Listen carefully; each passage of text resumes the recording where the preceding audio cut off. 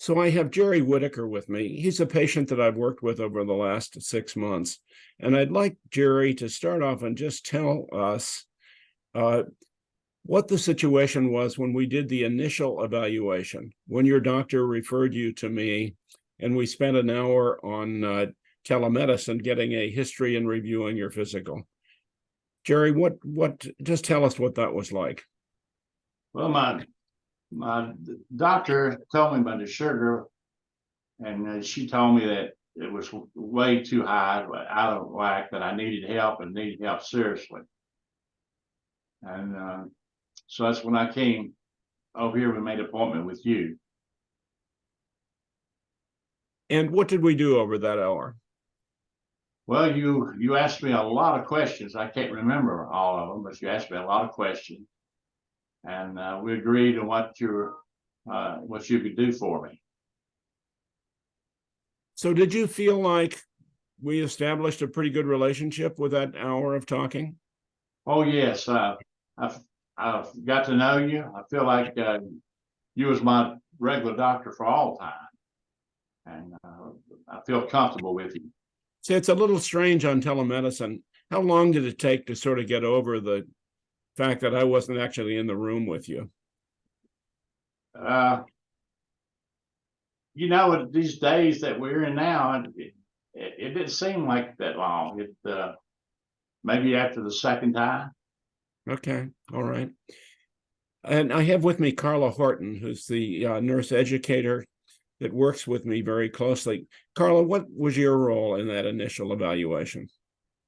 Well, I bring the patient back, get his vital signs, take any history that I feel like needs to be presented to you.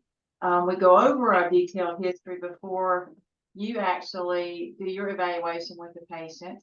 That includes, meals, medications, just a variety of things. And then after you see the patient, which you saw, Mr. Whitaker, I'll talk with his provider here, and we'll order any lab data that's needed. If we need to do a digital retinopathy scan, we can do that. I'm pretty much a liaison between you and the providers here, so we can get patients their medications quicker, we can get their labs done, and we can do that all in a timely manner while the patient is still here. So, Carla, what's the last question you get to ask after we finish the interview? I get to ask them what kind of hobbies they like and the things that they do in their free time and what they enjoy. And Jerry, what did you answer to that? What are your hobbies? Well, I enjoy my flower garden. I enjoy outside with my yard. I love to watch football. I'm a big football fan. I was born and raised in Blacksburg, Virginia Tech. I keep up with that. Other than that, I watch programs on TV, play with my dogs, and do what my wife says.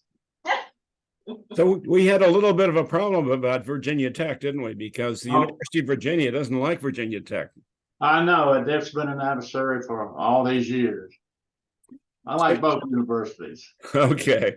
So, Jerry, after we did that initial history and I reviewed the physical exam, I dictated a detailed record, which Carla got maybe an hour later, and she gave it to the primary care physician.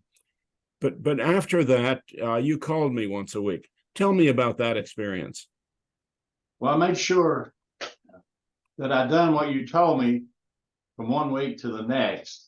I watched what I ate. I tried to exercise. Well, I didn't try. I did exercise. And I look forward to talking to you from one week to the next to see how I was progressing and how much you would either lower or up in my sugar shots. But I've done what you told me to do. Like I say, I look forward to Thursday. And I made sure that I was there to call you on Thursdays too.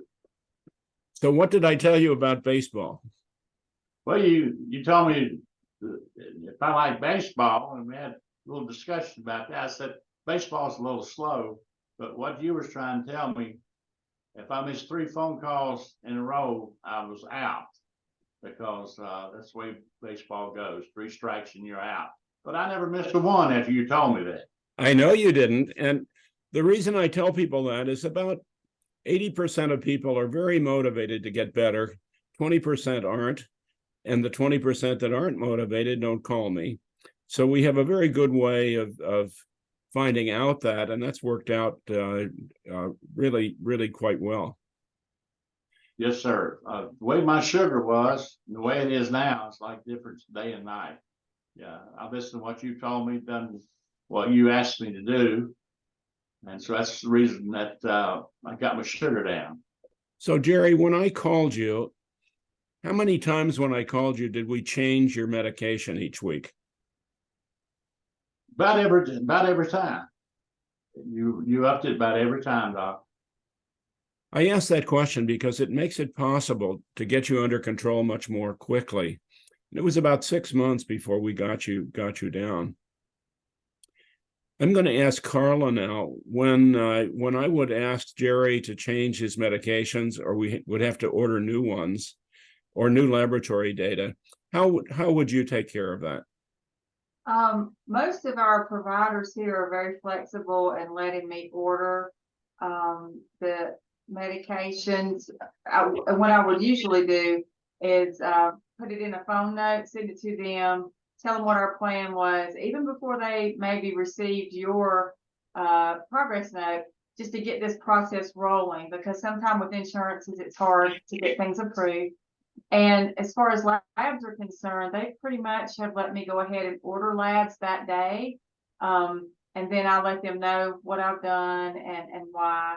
And then as soon as the lab data comes in, they usually send it back to me after they've reviewed it, and I forward it on to you.